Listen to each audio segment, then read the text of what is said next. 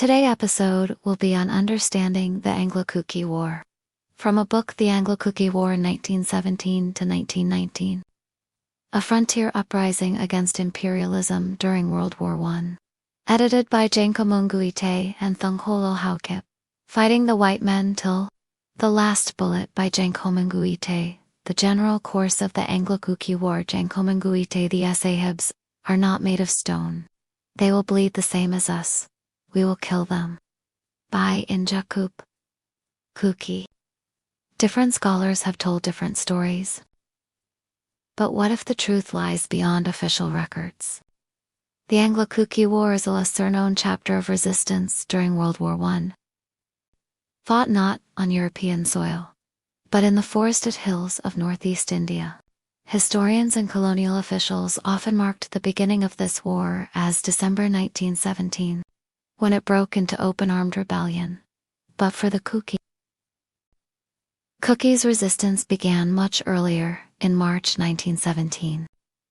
When they simply refused to go to war for a foreign empire. A rumor echoed through the Kuki hills. No one came back from France alive. And fear turned into resistance. In early March, Chen Japao, chief of Ai Shan, killed a sacred mitun, or also known as drungox. He shared the meat with other chiefs, sealing an oath to resist the British. This wasn't rebellion for rebellion's sake. It was a sacred pact, a vow to protect their people. Meetings sprang up across the hills: Chasad village, Jampi village, Talalong village, Ika village, and more. 4 defiant leaders emerged. They are Chang Japao of Isen village, Kutanthang of Jampi village, Pachi of Chasad village, and Ngulan of Lampi village. Even the British couldn't agree on when the rebellion truly began. Assam administration said the 19th of December 1917, when the Ithai toll station was attacked. Burma administration said the 21st of December 1917 is when the revolt spread. The Assam administration divided the war into 5 phases, from brewing tensions to raids, military operations, and reconstruction. But this division only reflects the colonial view. What about the Kuki perspective? To the Kukis, their war had 3 phases. First, non-cooperation and passive resistance, from March to October 1917. Second, active resistance, from October 1917 to April 1919. Third, trial and tribulation, from April 1919 onward. They began with silence, then rose with arms, and finally, endured trials under British justice. It was not just about labor or land. It was about dignity, identity, and the right to say no. And so, it becomes essential to understand this war not just through colonial paperwork, but through Kuki memory and meaning. Because history isn't only written in ink. Sometimes, it's etched in silence, sacrifice, and spirit. It was wrong to assume that the Kukis persistently avoided talks with the British. Contrary to what official records suggest, they were keen to resolve matters peacefully. 3 principal Kuki chiefs were sent to meet the British political agent. The political agent, but instead of dialogue, they were met with betrayal. In May 1917, Chen Japao, chief of Aishan, went to Impal to find a peaceful solution. Instead, he was arrested and thrown into jail. He later escaped, pretending to engage in peace talks with other Kuki chiefs. Anglo-Kuki, the chief of Mombi, met the political agent in Kakshing in July. Pachi, another chief, went to Impal in early August. But he too was arrested and jailed as a hostage. He also escaped, while on parole. The Kukis remembered these acts, so when they refused to go to Impal again, it wasn't out of arrogance. It was out of experience, bitter and fresh in memory. Still, the Kukis tried again. In October 1917, 30 to 40 chiefs from the northwestern hills met the political agent at Octon, 26 miles from Imhol area. The meeting lasted 2 hours, but it ended in failure. The political agent threatened punishment. The Kuki stood firm. They said, "We are not afraid to die, but we will die in our own land." Even small gestures turned hostile. The Kukis refused to drink. The political agent offered rum. The political agent refused their offering, Rs 1500, 3 gongs, and 1 mitu. Before dispersing, the Kukis told him clearly, "We cannot give any men." The political agent responded with threats, demanding their guns and a tax of 10 rupees per house. He promised another meeting. But instead of a meeting, he came with rifles. On the 14th of October, just 2 days after the failed negotiation, the political agent led a force of 50 rifles to Mambi to arrest Anglo-Kuki, the chief of Mambi village. A mile and a half away from the village, a small group of Kukis met them. They pleaded, "Don't scare the women and children." They promised to bring the chief, and then vanished. When the British reached the village at night, it was completely deserted. The soldiers occupied the empty homes, ate the livestock left behind, pigs, goats, chickens, and sent word for Anglo-Kuki to surrender. When he didn't, they burnt the village to the ground on the morning of the 17th of October 1917. The burning of Mambi shocked even the British government. The government of Assam was furious.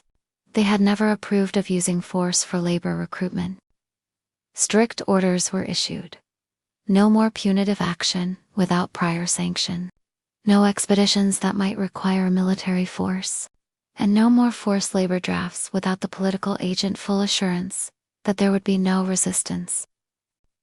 The government of India agreed, but for the Kukis, the damage was already done. The trust was shattered. The betrayal ran deep. Anglo-Kuki, speaking later at the advisory committee in Kohima, said he had no idea why his village was burned. The accusations that he stopped neighboring tribes from sending men were never proven.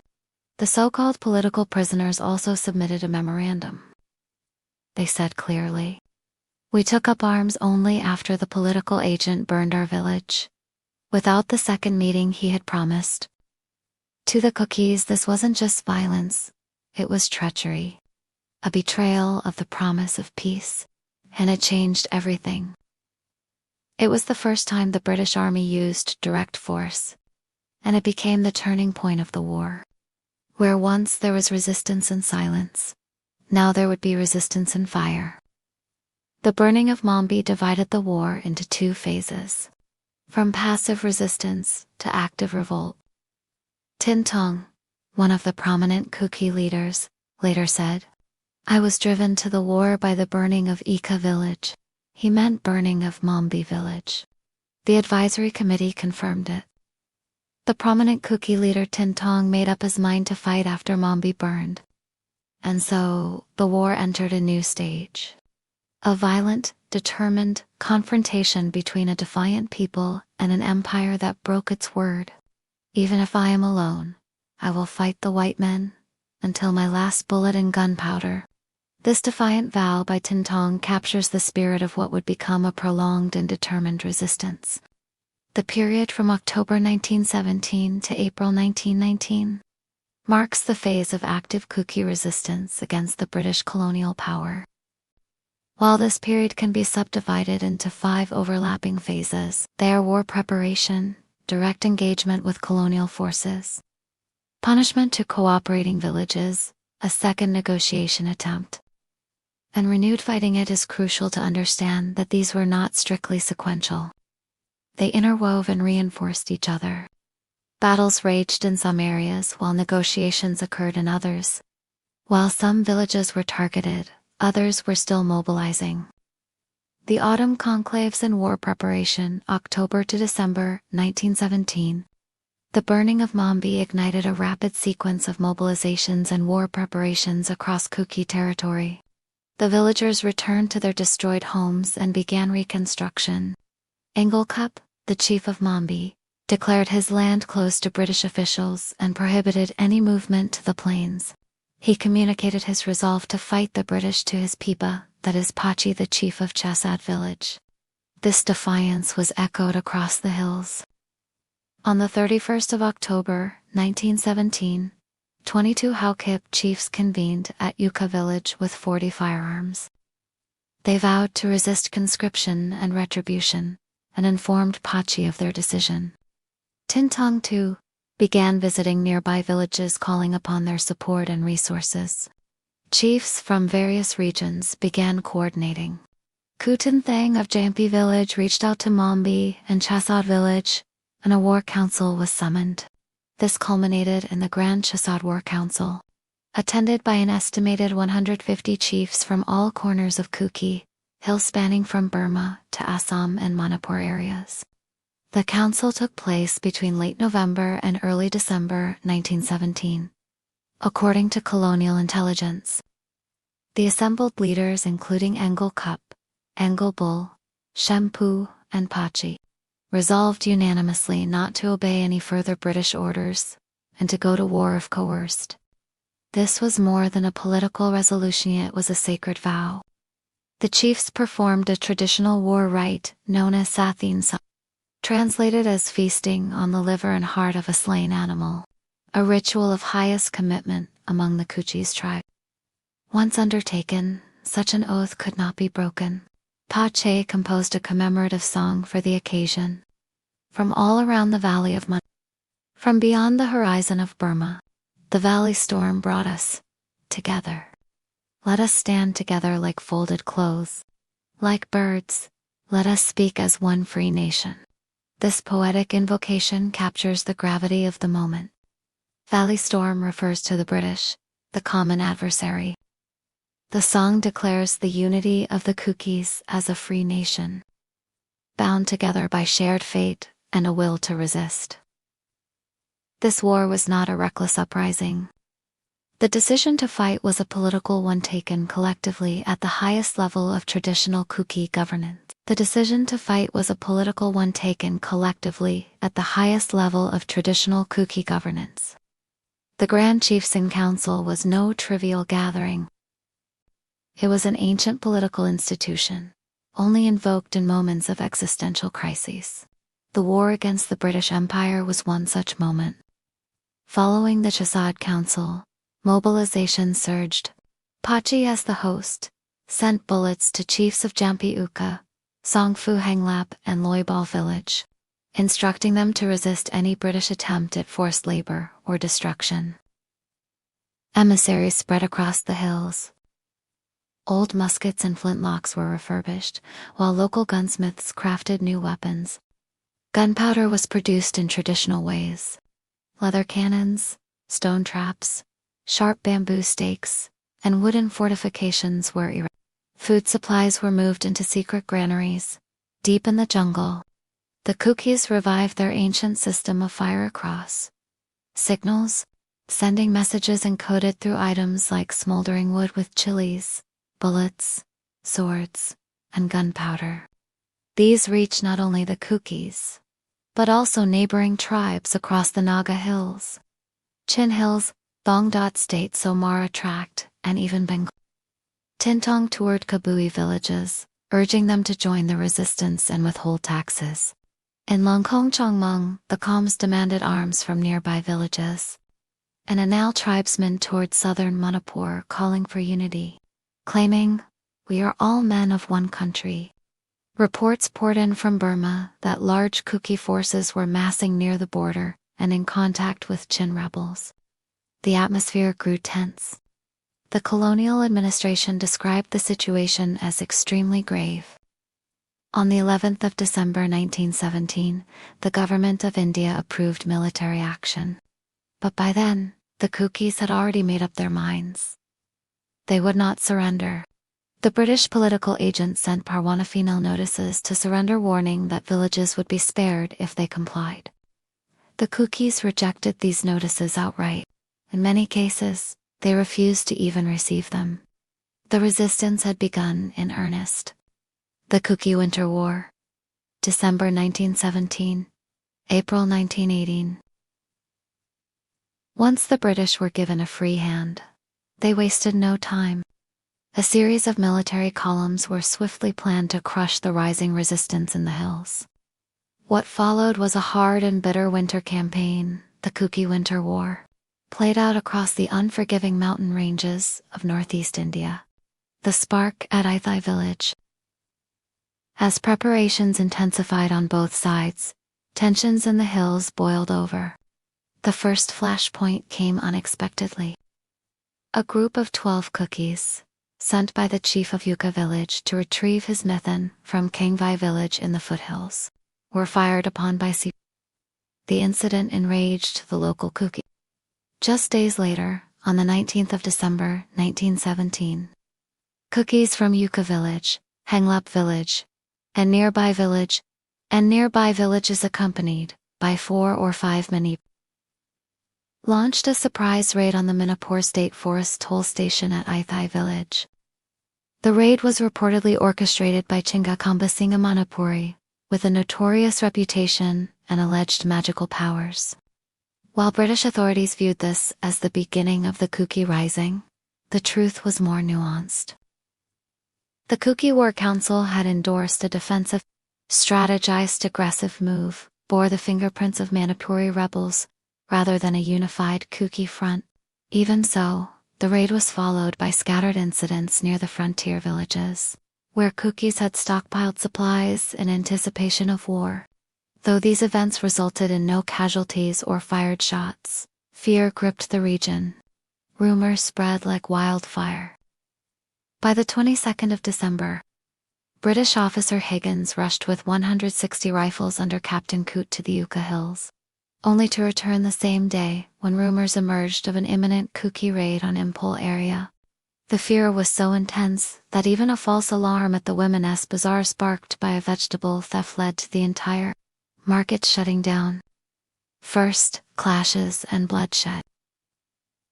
On the 25th of December 1917, Higgins set out once more, this time determined to punish the Kukis of Yuka village. By the 28th of December, he reached the foothills of Thangting Hills, where he encountered unmistakable signs of war: fortified roads, stone traps, and armed villagers. The British opened fire on anyone seen holding a gun. It was here that the British troops encountered their first resistance, possibly from a leather cannon or a pumpy traditional Kuki weaponry. Higgins recorded that one bullet shattered a branch, wounding Captain Coote in the face. Stones rained down from the hills as the column passed through Kuki. The column was continually harassed by snipers, enduring a grueling retreat. By the 7th of January 1918, Higgins admitted the march was carried out under most trying conditions. Though he burned villages like Yuka and destroyed food supplies, he failed to capture or subdue a single Kuki fighter. Instead, his column suffered casualties among troops and laborers. Simultaneous resistance in the Mombi Hills. Around the same time, the newly appointed political agent W.A. Cosgrave led a column of 100 rifles to the Mombi Hills.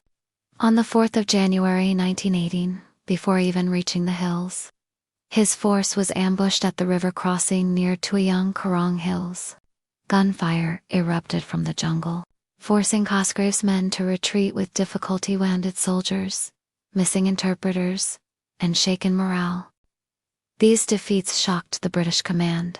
Higgins, who had confidently assumed the Kukis would scatter at the sight of British firepower, now admitted the Kukis intend to make a strenuous resistance. Cosgrave agreed, declaring that the time for peaceful negotiation had passed. The British Empire strikes back. Faced with resolute resistance, the British escalated. They planned an unprecedented, multi-pronged military campaign. 4 columns would attack Mombi from Sugonu, Linakat, Kabo Valley, and the Palail Tamu Road. Another would sweep through Yuka to Manlin Montrong Hills. 2 more would target Chasad from Imhal and Burma. And yet another from the Naga Hills would attack Jambi. The Kukis of Samra Tract and Nongat State would also face dedicated forces. A total of 15 flying columns were mobilized ranging from Impal area, Silcha, the Lushi Hills, and the Chin Hills. Coolies were hard to recruit in Manipur due to widespread fear. The British diverted labor corps from other campaigns. Even pulling in the Naga Labor Corps meant for the Western Front in France. The war had become imperial in scale. Battles in the hills throughout January and February 1918. The war raged across the hills. The Kukis, with their network of fortified stockades and mountain traps, engaged British forces in guerrilla-style warfare. In the Mombi Hills, Higgins' force faced relentless sniping.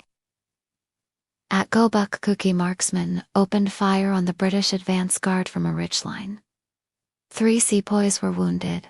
At Kailat, Lieutenant Stedman was seriously wounded in battle. His column suffered 8 killed and 8 wounded, retreating to Linacot in disarray.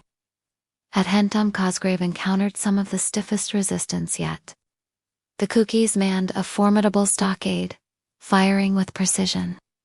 Only a heavy bombardment with 7-pounder guns and rifle fire forced a British breakthrough. Cosgrave later wrote, "The defense of Hengtum village was the most stubborn and well-organized fight I have seen. The Menlin Manchang Kukis are a more formidable foe than we had expected." He reported that over 1,300 rounds of 303 and Martini Henry ammunition were fired during that single engagement. A war of attrition begins. What was expected to be a swift, punitive expedition had now evolved into a drawn-out campaign. The British were not facing scattered rebels, but a coordinated tribal resistance, deeply rooted in terrain, tradition, and tactical ingenuity. The Kuki Winter War had just begun. It would stretch far longer and deeper than the colonial authorities had ever imagined. At Malket's Kuki stockade, British officer Higgins reported a fierce defense, about 100 men, armed with 50 guns from villages like Malket Ching, Lahan Haihol, Langa Matiyang, and Kulan Bongbal village, stood their ground. The battle raged on for over 3 hours. But this was just one of many encounters. Across the region at Jempi Aishan, along the Kaka Road under Tintong, and in Jakup and Hanglap village, and the Samra tracked, the Kukis launched coordinated strikes against British military columns. Once the war began, the Kukis also targeted symbols of colonial power: police stations, telegraph lines, rest houses, postmen, and hill peons. The hills were effectively closed off to the British Sabs and government officials. Roads to Burma and Kakar were patrolled and shut down. The main route to Assam through the Naga Hills was threatened. Government postmen and peons were intercepted, threatened, or killed, and their mail destroyed. On January 10, 1918, 3 Kuki groups attacked the Shagunyu military outposts simultaneously. Though no casualties occurred, Manipuri villagers nearby fled in fear. The Kukis also sent orders to cut telegraph lines at Meram, blocked government officers' passage on the Kakar bridle path, and threatened villages that cooperated with the British. A reserve force of pensioned sepoys was raised to defend the valley. Yet Kuki bands continued their raid, stealing official permits, killing hill peons, and burning government mail. On January 20th, Tennupal police station was attacked, leaving several officers dead or wounded, and the inspection bungalow later burnt down. Other government outposts were abandoned or attacked, showing the Kukis' resolve. Fear gripped government servants and locals alike. When Higgins visited Wakehong bungalow, he found its watchman drowning his sorrows in drink, terrified of the Kukis' threats. Though civilians were not targeted, many villagers feared Kuki attacks. Transport workers refused to help British expeditions, and labor drafts had to be diverted due to widespread fear. Villagers from vulnerable areas sought refuge in safer valleys, relocating women and children for protection. The Manipuris of Palo sent theirs to Kakshing, while Moring people kept theirs at Thanga village. Some even buried their crops and took shelter in jungles at night. Importantly, the Kukis' war was directed against the British and their officials, not innocent villagers or other tribes. Attacks were selective, sparing civilians and traders alike. Colonial officers noted this restraint. The Kukis aimed to target Sarkari people, avoiding indiscriminate violence. This policy of selective resistance was confirmed by repeated peaceful encounters with Manipuri villagers and traders. The British military, frustrated by their inability to capture or defeat the elusive Kukis in battle, adopted a brutal scorched earth policy. Flying military columns ravaged rebel villages, burning homes, destroying crops and livestock, and forcing Kukis to flee deeper into the jungle. Such destruction was harsh and systematic, a grim example of colonial civilized barbarism. Yet, despite this devastation, the Kukis did not submit. Their persistent resistance, with constant sniping and attacks, forced British commanders like W. Cosgrave to admit that the Assam Rifles alone could not suppress the rebellion. He recommended that the next phase of operations be handed over to the regular military. The Kuki struggle was far from over. In response to major dismissive claim that the Kukis were merely a few robbers armed with rusty muzzleloaders, W. Cosgrave firmly countered. Despite their limited weaponry, the Kukis had inflicted heavier losses on British sepoys than they had suffered themselves. At that time, across the vast 7,000 square miles of the Manipur Hills tracts, the Kukis effectively controlled the region. Normally, the colonial strategy of systematically destroying villages, livestock, and property would have crushed such uprisings. But this was not the case with the Kukis tribe. Lieutenant Colonel French Milan noted that, although they punished the Kukis severely, they failed to break their morale, something that forced a complete rethink of military strategy. Most officers agreed that the only way to regain control was a full military occupation of Kuki territory. The Chief Commissioner of Assam stressed that the enemy moved freely at all seasons, making it clear why the Kukis were top dog in the hills. Likewise, Lieutenant Colonel French Mullen believed that conquering the Kukis meant occupying their lands permanently. Major Vickers proposed a plan based on military occupation, a strategy accepted with modifications.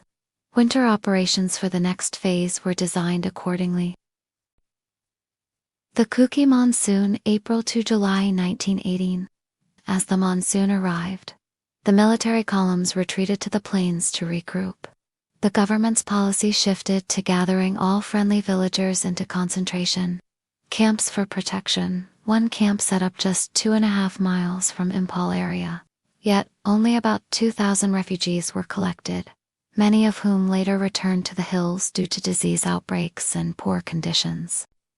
Meanwhile, the Kukis planned coordinated attacks on military outposts and targeted friendly villages that sided with the British.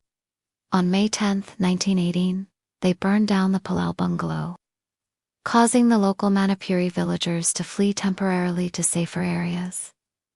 By June, the situation had worsened considerably. The Maharaja of Manipur ordered his sepoy guard to relocate to protect more vulnerable villages. Bridges and communication lines were sabotaged, and friendly villages suffered deadly raids.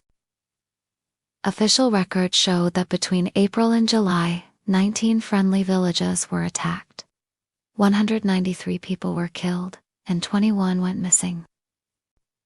These attacks were selective, often motivated by old grudges, refusals to aid the Kukis, or suspicions of collaboration with government forces. The targeted villages included both Kuki and Naga communities, underscoring the complex local dynamics. Moves toward peace. As the conflict intensified, the government considered peace talks. The return of 500 Kuki laborers from France offered hope for negotiations. The Chief Commissioner of Assam visited Kohima in June 1918 to assess the situation. It was acknowledged that previous policies, including offering rewards for the capture or death of certain chiefs, had been counterproductive. Efforts to encourage surrender included offering clemency to those who laid down arms and paid taxes. Several Kuki chiefs made overtures to surrender under these terms, with promises that lives and property would be spared. and that punishment would only follow after fair trials. In late June, the chief commissioner consulted with the viceroy, who supported leniency and authorized the use of returning Kuki laborers to promote peace. Plans were made to unify military command in the next cold season and to seek a peaceful resolution to end the rebellion. The autumn alternative, August to November 1918, the policy of leniency quickly reduced violence. By August, attacks on military posts had nearly ceased. Prominent chiefs like Chungchapao of Aishan submitted to the government, followed by several others in September, including key leaders in the Jampi area. France returned Kukis and trusted interpreters played crucial roles in persuading chiefs to surrender. The political agent of Manipur noted a distinct improvement in the situation. In October, emissaries were dispatched to encourage further surrenders.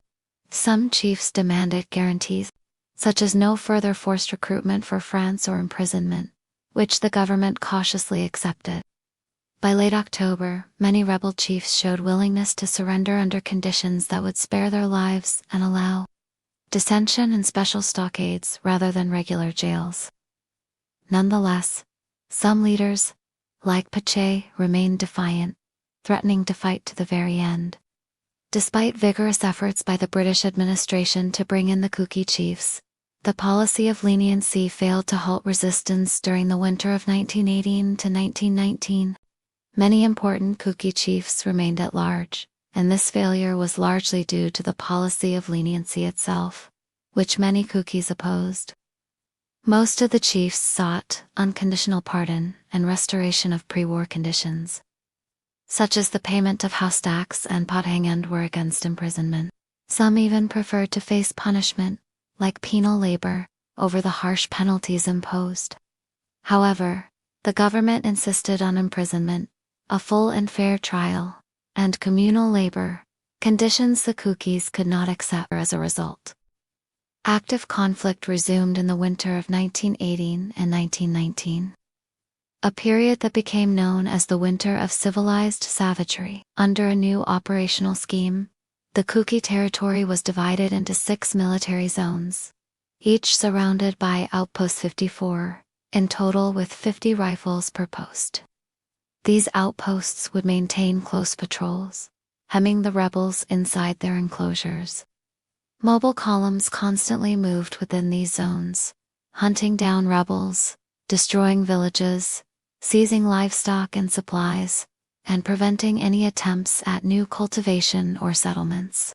Lieutenant General Sir H.D. Ukiri, commanding the operations, made clear the goal: to break the Kuki's spirit so completely that they would surrender their weapons, property and themselves, ready to accept any punishment deemed necessary.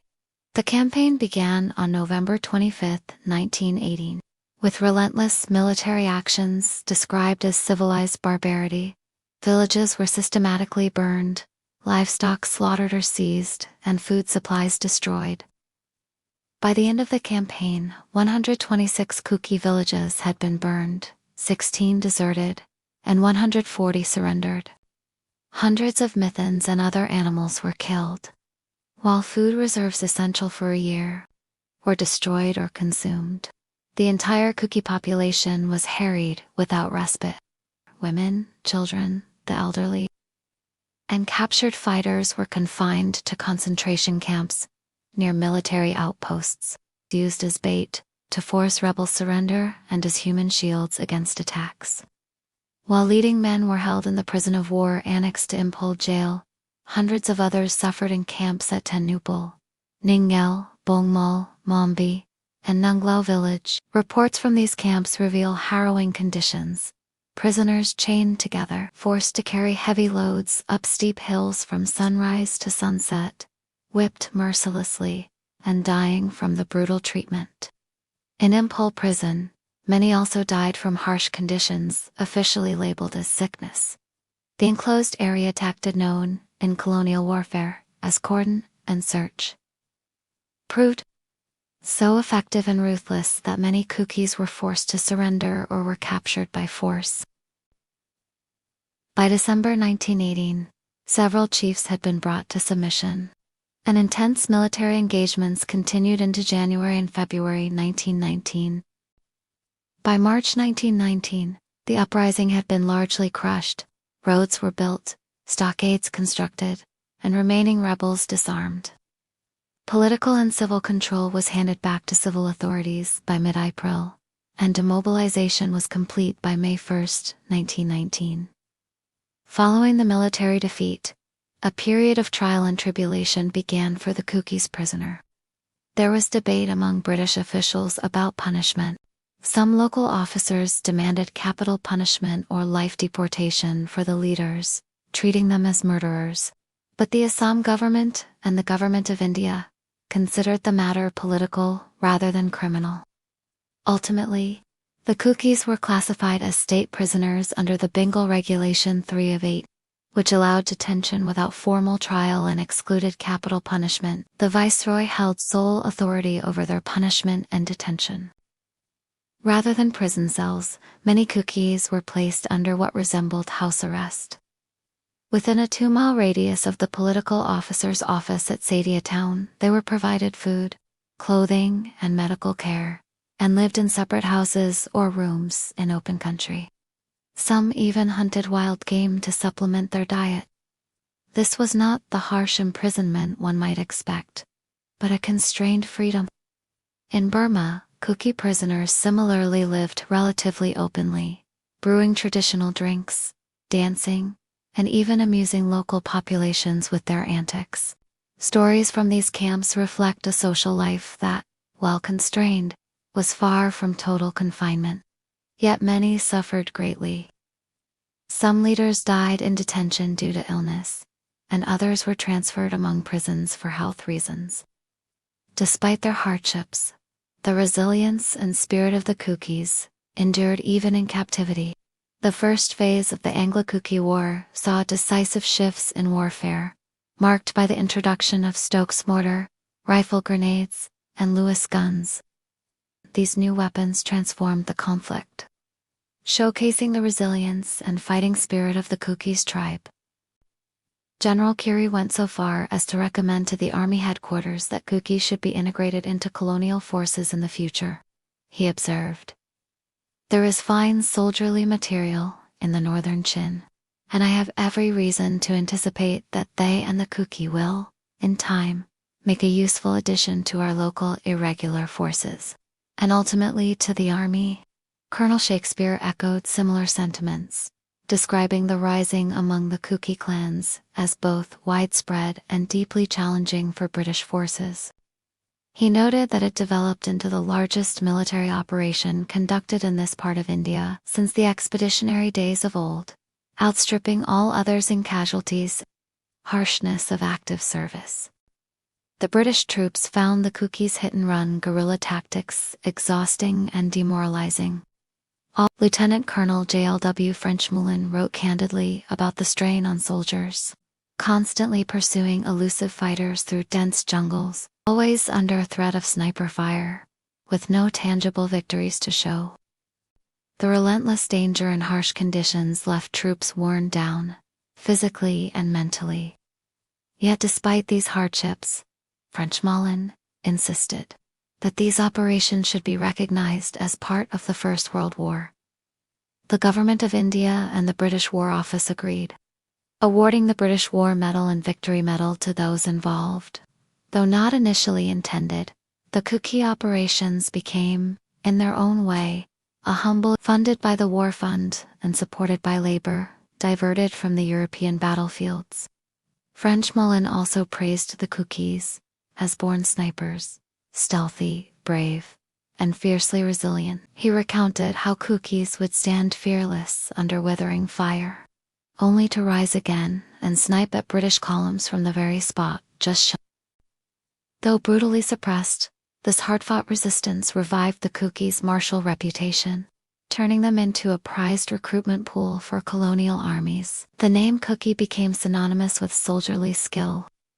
Looking back, the Anglo-Kuki War was significant on many levels. It linked a local uprising to the global currents of the Great War, driven partly by labor recruitment for the French front and financed by wartime resources. It connected with wider anti-colonial revolutionary ideas and exposed the violent nature of colonialism on the empire's frontiers. The conflict revealed the failure of British counterinsurgency strategies focused on restoration, rather than winning the hearts and minds of local people. Moreover, the Kuki's guerrilla tactics set a pattern that would endure in later insurgencies across the region. Their rallying motto, "Let Pon Bang Kitho Height," meaning, "Let us stack like folded clothes," continues to inspire Kuki's resistance movements today. In the end, the story of the Anglo-Kuki War challenges us to reconsider colonial military legacies and the lessons they offer for modern conflict and insurgency, questions that remain as relevant now as they were over a century ago. Thanks for watching and listening.